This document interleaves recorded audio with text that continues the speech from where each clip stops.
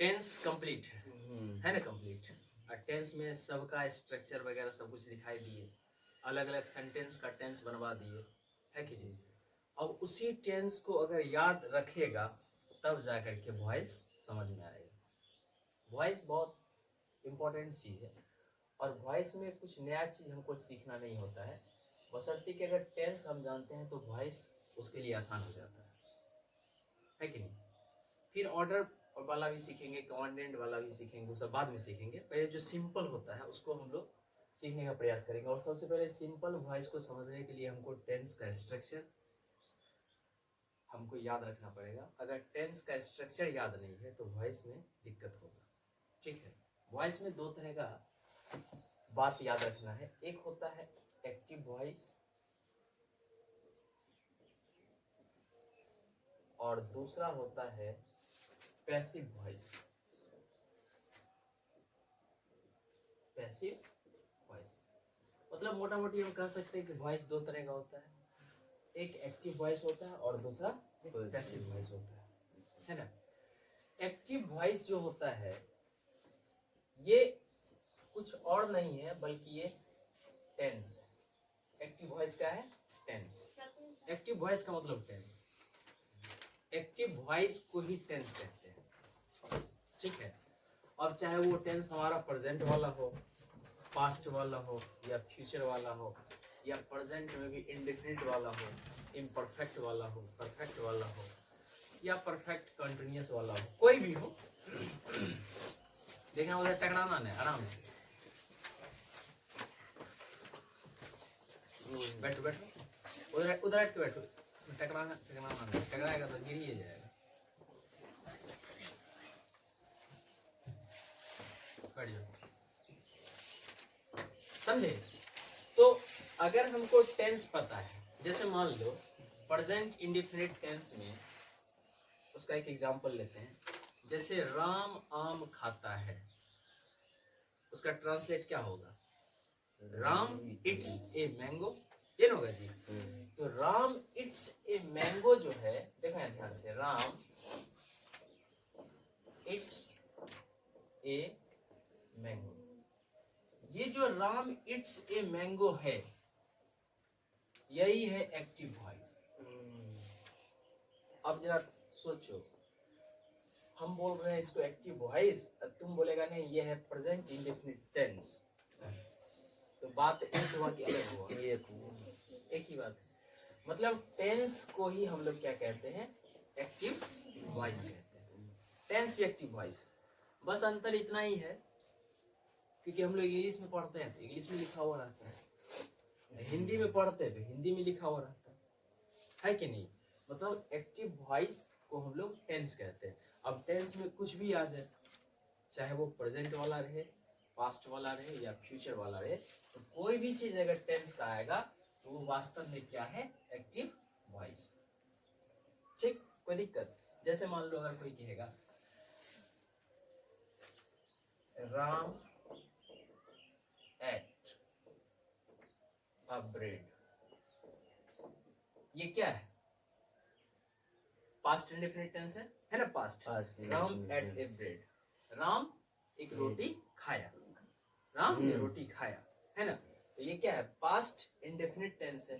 तो past indefinite tense ही किसका role play कर रहा है? एक्टिव वॉइस, समझे। जैसे रहेगा Sohan is going to school, इसका मतलब क्या हुआ? सोहन स्कूल जा रहा है ना। तो क्या ये टेंस ही ना है? टेंस है कि नहीं? इसी टेंस को क्या बोलते हैं? एक्टिव वॉइस कहते हैं। तो कहने का मतलब समझ रहे हो ना कि टेंस जो होता है, टेंस ही क्या है? Active voice. टेंस को ही एक्टिव वॉइस कहते हैं। बस तुमको याद रखना पड़ेगा, स्ट्रक्चर पहचानना पड़ेगा, आखिर ये कौन सा टेंस, ये कौन सा टेंस, ये कौन सा टेंस, यही याद रखना पड़ेगा। अगर ये याद हो गया तो वॉइस आ गया, ये याद नहीं हुआ तो वॉइस नहीं आया। कितनों वॉइस पढ़ लेगा, वॉइस आएगा ही नहीं। वॉइस को सीखने का सबसे अच्छा तरीका यही है कि सबसे पहले जो टेंस है, टेंस के स्ट्रक्चर को ध्यान में रखो। टेंस का स्ट्रक्चर अगर याद है तो वह सीख गए, सीधी सी बात है। बनता कैसे है वो भी हम तुमको बना के दिखा देंगे, पर हम सबको लेके नहीं चलेंगे, अलग अलग पढ़ लेते हैं। जैसे टेंस को अलग अलग पढ़े हैं ना, उसी तरह अगर वॉइस को भी अलग अलग पढ़ लेंगे तो हमको लगता है समझ में ज्यादा आएगा ना आएगा। अब देखो, जब टेंस ही है एक्टिव वॉइस, तो टेंस में हम लोग टेंस पढ़ चुके हैं। टेंस 3 तरह का होता है, एक प्रेजेंट टेंस, दूसरा पास्ट टेंस और तीसरा फ्यूचर टेंस, पता है ना जी। तो प्रेजेंट में भी उसके 4 पार्ट्स को पढ़े, पास्ट में भी उसके 4 पार्ट्स को पढ़े और फ्यूचर में भी उसके 4 पार्ट्स को पढ़े। ठीक इसी तरह एक्टिव वॉइस में भी हम सबके अलग अलग पार्ट्स को पढ़ेंगे और सबके स्ट्रक्चर को देखते हुए उसका पैसिव बनाने का प्रयास करेंगे। इसमें कुछ कम हो जाता है, जैसे प्रेजेंट परफेक्ट कॉन्टिन्यूअस टेंस का वॉइस नहीं होता है। जो प्रेजेंट परफेक्ट कॉन्टिन्यूअस टेंस है बस उसी को पलट के लिख दो, वही वॉइस है, अदरवाइज हम कह सकते हैं उसका वॉइस नहीं होता है। उसी तरह पास्ट परफेक्ट कॉन्टिन्यूअस का नहीं होता है कि नहीं, फ्यूचर परफेक्ट कॉन्टिन्यूअस का नहीं होता है। तो 3 गो तो ऐसे खत्म हो गया, बचा क्या गो, 12 में 9 गो, तो 9 गो पढ़ना है। तो कैसे पढ़ेंगे देखो, अगर हम टेंस में सबसे पहले लेकर के चलते हैं किसको, प्रेजेंट इंडेफिनिट टेंस। तो प्रेजेंट इंडेफिनिट टेंस का जरा तुम स्ट्रक्चर याद करो। स्ट्रक्चर क्या होता है बोलो तो, सब्जेक्ट प्लस उसके बाद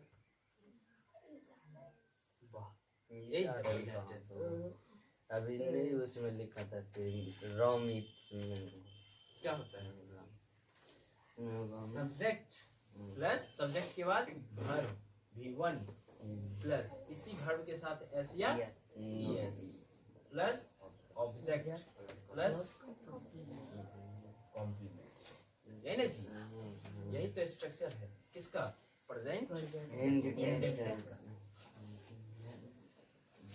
और ये जरूरी नहीं है कि सबके साथ SEIS लग ही जाएगा, कहाँ लगेगा ये बात हम यहाँ पे इसलिए लिख दिए कि तुमको याद रहे, लेकिन ये लगेगा कहाँ वो तुमको पता ही है कि नहीं।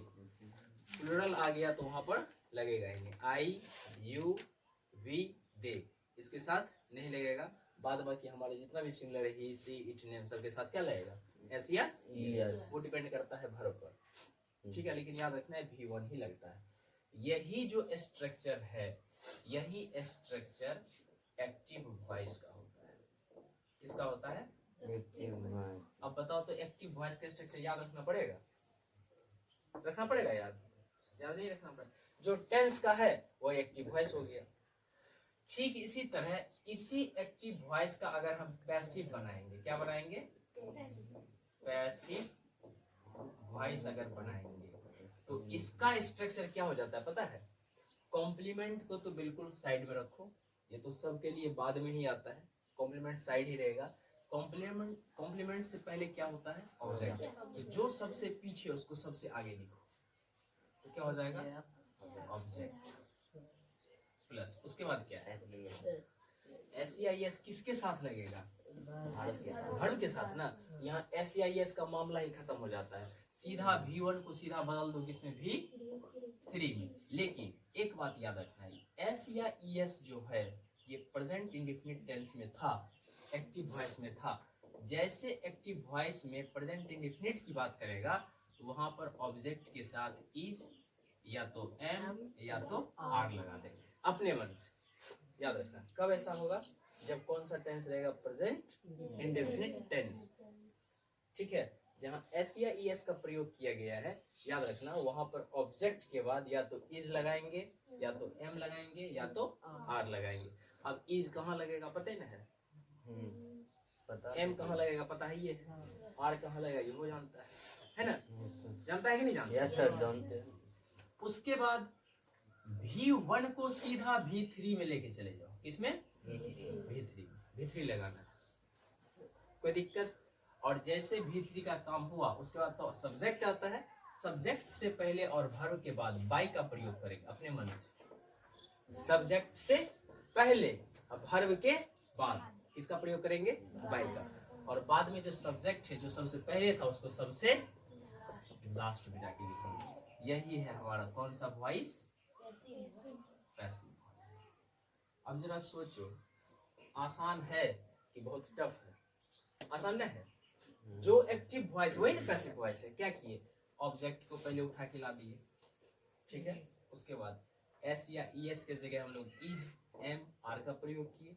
अच्छा, कहीं एस या ई एस नहीं रहेगा तब, तो जैसे आई गो टू स्कूल, वहाँ तो एस या ई एस है नहीं, लेकिन आई गो टू स्कूल किसको रिप्रेजेंट कर रहा है, इंडेफिनिट टेंस को कर रहा है। तो समझ जाना है ये इंडेफिनिट टेंस है, इंडेफिनिट टेंस है तो वहाँ इज एम आर का प्रयोग होगा ही।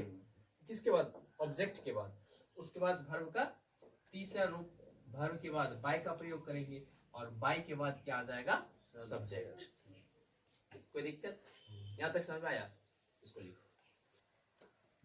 यहाँ तक समझ में आ गया? एक चीज और समझना है, क्या? जो एक्टिव वॉइस में सब्जेक्ट है, सब्जेक्ट जो शुरू में लिखते हैं, सब्जेक्ट में क्या क्या आता है? तो सब्जेक्ट में आता है जैसे आई हो गया, यू हो गया, वी हो गया, दे हो गया, यही सब आता है जी। ही हो गया, सी हो गया, इट हो गया, या किसी का नाम हो गया, यही सब आता है सब्जेक्ट में। तो याद रखना है, एक्टिव वॉइस में जो सब्जेक्ट रहेगा, अगर आई रहेगा तो पैसिव वॉइस में जो सब्जेक्ट लिखेंगे तो आई के बदले में लिख देंगे मी। क्या लिखेंगे? ये याद रखना। अगर यू रहेगा तो यू के बदले में यू ही लिखते हैं। वी रहेगा तो वी के बदले में अस लिखते हैं। दे रहेगा तो दे के बदले में देम लिखते हैं। ही रहेगा तो ही के बदले में हिज लिखते हैं। सी रहेगा तो सी के बदले में हर लिखते हैं। इट रहेगा तो इट के बदले में इट ही लिखते हैं। और नेम रहेगा तो नेम के बदले में नाम ही लिखते हैं। जैसे राम रहेगा तो राम के बदले में राम ही लिखेंगे, श्याम के बदले में श्याम ही लिखेंगे। अच्छा, कभी कभी ऐसा भी आता है, दिस रहेगा तो दिस के बदले में क्या लिखेंगे, दैट। जैसे टुडे रहेगा तो टुडे के बदले में क्या लिखेंगे, दैट डे, है कि नहीं? तो ये चीज याद रखना है। अगर एक्टिव वॉइस में आई आ जाए तो आई के बदले में क्या लिखेंगे, मी। यू के बदले में यू, वी के बदले में अस, दे के बदले में देम, ही के बदले में हिज, सी के बदले में हर, इट के बदले में इट, नेम के बदले में नेम। याद रखना, ठीक है? जैसे मान लो आई इट अ मैंगो, ये जो सेंटेंस दिख रहा है ये वास्तव में क्या है, active voice, present indefinite tense. मैं आम खाता हूँ, है आई इट अ मैंगो। अब इसमें देखो, ये जो आई है, आई क्या है, सब्जेक्ट, इट क्या है, वर्ब, और ये मैंगो क्या है, ऑब्जेक्ट, पीछे वाला ऑब्जेक्ट होता है। अब ये जो ये मैंगो है, ये ऑब्जेक्ट है। जब इसका हम पैसिव बनाएंगे तो सबसे पहले क्या लिखेंगे, इसी को ना, पीछे वाले को। यहाँ लिखेंगे ए मैंगो, मैंगो। अब आम है तो आम के साथ इज लगेगा कि एम लगेगा कि आर लगेगा? क्या गो आम है, एक गो लगेगा, एक गो है तो क्या लगेगा, ठीक। उसके बाद वर्ब, वर्ब इट है। इट का तीसरा रूप क्या होता है, इट है, लिख देंगे इट है। अब वर्ब के बाद क्या लगाते हैं, बाय, तो बी वाई अपने मन से लगा देंगे। और उसके बाद सब्जेक्ट, तो सब्जेक्ट में क्या है, आई, आई के बदले क्या लिखा है, हो जाएगा यहाँ पे a mango is eaten by me. आसान है कि नहीं? है आसान है। अब जैसे मान लो रहेगा सी गोज टू स्कूल, वह स्कूल जाती है, ठीक। ये क्या है, एक्टिव वॉइस है, टेंस है, एक्टिव वॉइस है। इसका अगर पैसिव बनाएंगे तो क्या लिखेंगे, सबसे पहले कहाँ जाती है, स्कूल। तो टू स्कूल भी लिख सकते हो या स्कूल भी लिख सकते हो।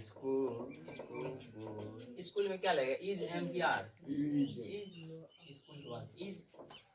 उसके बाद वर्ब, गो, गो का तीसरा रूप क्या होता है, गॉन, लिख देंगे गॉन।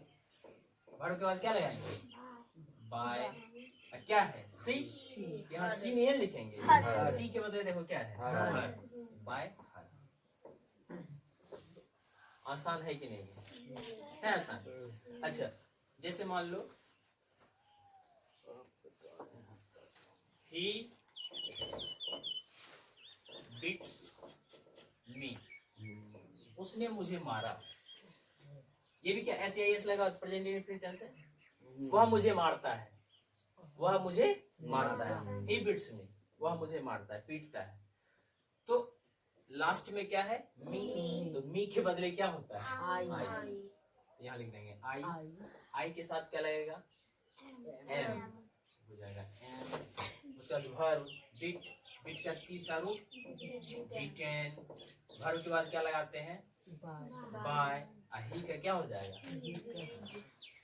उसके द्वारा मुझे बीटा गया है ना वो, उसके द्वारा मुझे क्या बीटा गया। आसान है कि नहीं है। तो यही है प्रेजेंट इंडेफिनिट का एक्टिव से पैसिव बनाने का नियम। बस एक ही बात याद रखना है, अगर प्रेजेंट इंडेफिनिट एक्टिव वॉइस दिया हुआ रहे तो पैसिव बनाने के लिए हम ऑब्जेक्ट को सबसे पहले लिखेंगे। ऑब्जेक्ट के साथ या तो इज लगाएंगे, या तो एम लगाएंगे, या तो आर लगाएंगे। ये तो पता ही है किसके साथ इज एम आर लगाया जाता है। उसके बाद हम लोग वर्ब के पास जाएंगे, देख लेंगे कौन सा वर्ब है, उसका तीसरा लगाएंगे। कोई भी वर्ब रहे लेकिन उसका तीसरा वर्ब के बाद तुरंत क्या लगाएंगे बाय। उसके बाद जो सब्जेक्ट में लिखा हुआ है, अगर नाम है तो नाम ही लिख देंगे, लेकिन सब्जेक्ट में और कुछ दिया हुआ है तो उसके बदले वो जो बदल जाता है यहाँ पे लिख ही दिए हैं। अगर सी रहेगा तो हर हो जाएगा, दे रहेगा तो देम हो जाएगा, वी रहेगा तो अस हो जाएगा। जो भी दिया हुआ रहेगा उसको लास्ट में लिख देंगे। यही है प्रेजेंट इंडेफिनिट टेंस को एक्टिव से पैसिव बनाने में यही काम करते हैं। समझ में आ गया? कोई दिक्कत इसमें? जब ये समझ में आ गया तो अब सोचो वॉइस आसानी हो गया। अब तो आगे और आसान है। बस यही पहला एक बार अगर पहला क्लास समझ में आ जाता है ना किसी भी चीज का, उसके बाद आसानी लगता है, क्या लगता है? बस हो गया, इसको लिख लो।